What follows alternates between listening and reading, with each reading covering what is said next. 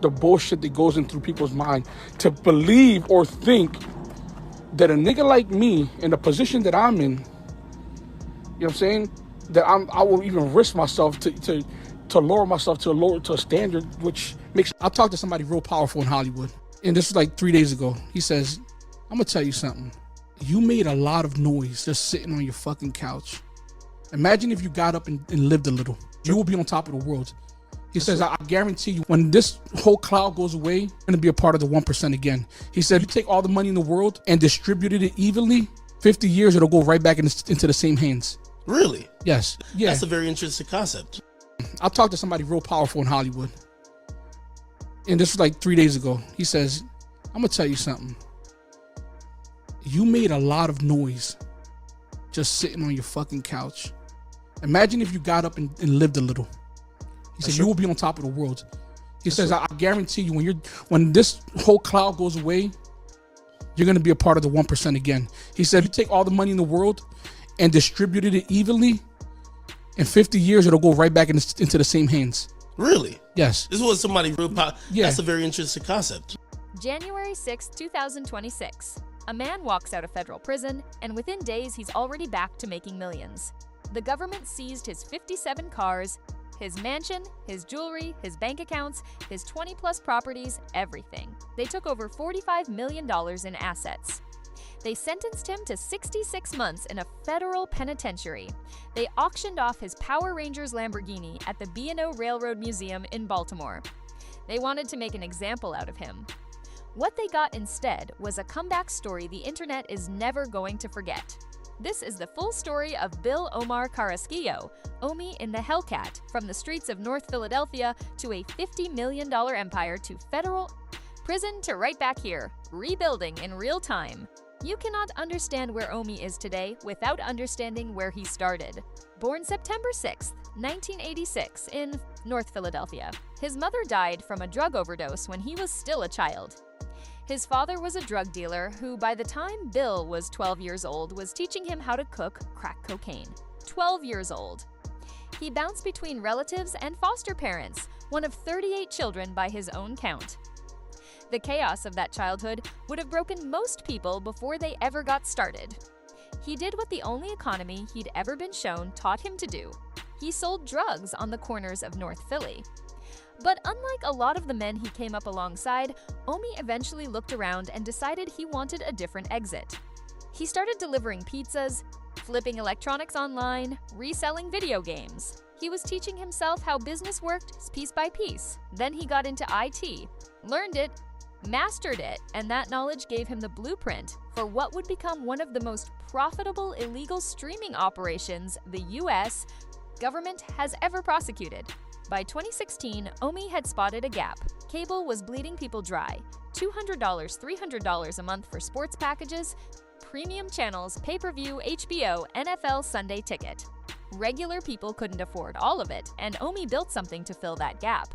He launched an app called Gears TV, later rebranded as Gear TV Reloaded. The concept was simple. Pay $15 to $20 a month and get access to over 100 television channels, live sports, pay-per-view events, movies, everything any major cable provider offered, all in one place at a fraction of the price. He also sold modified Amazon Fire Sticks preloaded with the service, so customers didn't need to be tech savvy. Plug it in, pay the subscription, and watch everything. Here's where the federal government takes issue. Omi and his co-defendants had fraudulently opened accounts with Comcast, Verizon Fios, DirecTV, Charter Communications, and Frontier. They used those accounts to get legitimate cable boxes, shipped to multiple properties, stripped the copy protection from the encrypted content, and restreamed it to paying subscribers, stolen signals, repackaged, resold. By 2018, Gear TV Reloaded had approximately 100 subscribers at $15 to $20 a month. Run that math, $34 million in annual revenue in 2 years.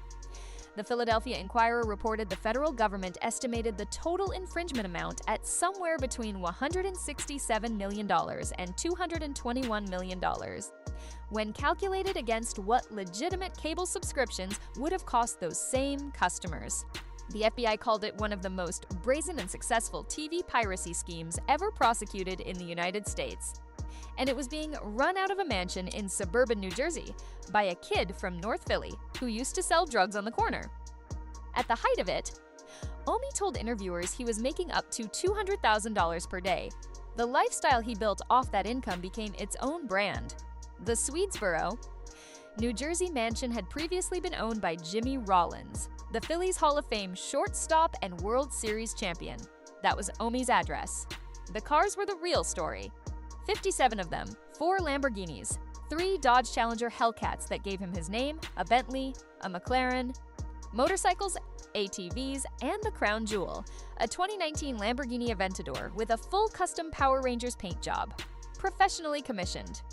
That car alone fetched $387,000 at federal auction. He owned nightclubs, a restaurant, more than 20 properties across Philadelphia and its suburbs. He launched a merchandise brand called Reloaded Universe, his own clothing line, his own sneaker line, and his YouTube channel had over 800 subscribers watching him walk through his car collection like it was the most natural thing in the world. He wasn't hiding. He was broadcasting his wealth to anyone who wanted to watch, and that's what got the wrong people's attention. November 27, 2019.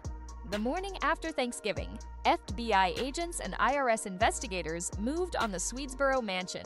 They had been watching him for over 3 years, building the case, tracing the money.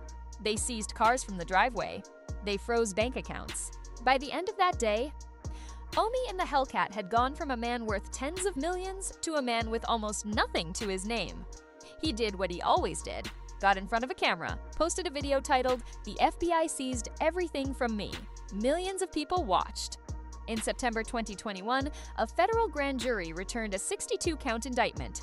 Conspiracy, copyright infringement, fraud, money laundering, wire fraud, access device fraud, and tax evasion. Because of the $34 million Gear TV Reloaded generated, not a single dollar had been reported on state or federal tax returns. Not one. In February 2022, he took a plea deal. On March 7, 2023, U.S. District Judge Harvey Bartle III sentenced him to 66 months in federal prison, ordered over $30 million in assets forfeited, and $15 million in restitution, including $10.7 million directly to the cable companies and more than $5 million to the IRS. Then came October 13, 2023. The B&O Railroad Museum in Baltimore. The U.S. Marshals Service auctioned off all 57 vehicles publicly. The Power Rangers Lamborghini sold for $387,000. The full car auction pulled in more than $3 million. His jewelry went separately. His mansion was seized and sold. His 20-plus properties were confiscated and liquidated. His nightclubs, his restaurant, his bank accounts. The government wasn't just putting him in prison. They were making sure there was nothing to come back to. Or so they thought. Here's the part of this story that most people don't know. While Omi was still incarcerated, reports began circulating that he was generating around $700,000 in a single month from inside a federal prison. His YouTube channel still had 800,000+ subscribers with no new content. The Reloaded Universe brand was still operating. The controversy, the court coverage, the documentary-worthy nature of his situation kept new eyeballs finding his story every single day. There were also reports that before going in, Omi had strategically protected approximately $28 million in assets. The government disputes that version. But anyone who's watched this man operate knows the government's version and the version that actually happened are often two very different things. When Omi walked out of federal prison on January 6, 2026, early release granted through federal good conduct credits. He was not broke. A short video of him being released circulated immediately. He stepped out, greeted by friends, and the clip went viral within hours. The internet had been waiting. He is 39 years old. He is under 5 years of supervised release with a federal probation officer watching every move. Any slip sends him back inside, and even with that leash, the man is already operating. The sneaker line is back in motion. The Omi Zero, his own custom sneaker brand under the Reloaded Universe umbrella, dropped in 2026 with his own design shoes and branded apparel. His YouTube comeback is imminent and has the potential to be one of the biggest return stories the platform has ever seen. A first video back could pull millions of views on name recognition alone before he even opens his mouth. His nightclub and real estate background gives him 2 additional lanes to rebuild through, and the Philadelphia market already knows exactly who he is. His estimated net worth as of 2026 sits between $1 million and $3 million, dramatically lower than the $50 million peak. But that's a floor, not a ceiling. Here's what the government could not seize: his mind, his reputation within his audience, his brand, his ability to read a gap in a market and build something to fill it before anyone else figures out what he's doing. That instinct is what built Gears TV, but it also built Reloaded Universe, the nightclubs, the real estate portfolio, and the YouTube channel that kept growing while he was locked up. None of that went into an evidence box. None of it got auctioned off in Baltimore. In a digital economy where the most valuable currency is attention, a man with 800 zero-zoom loyal YouTube subscribers and a story that writes itself does not start from zero. Bill Omar Carrasquillo grew up in a neighborhood where the only economy he was taught was illegal.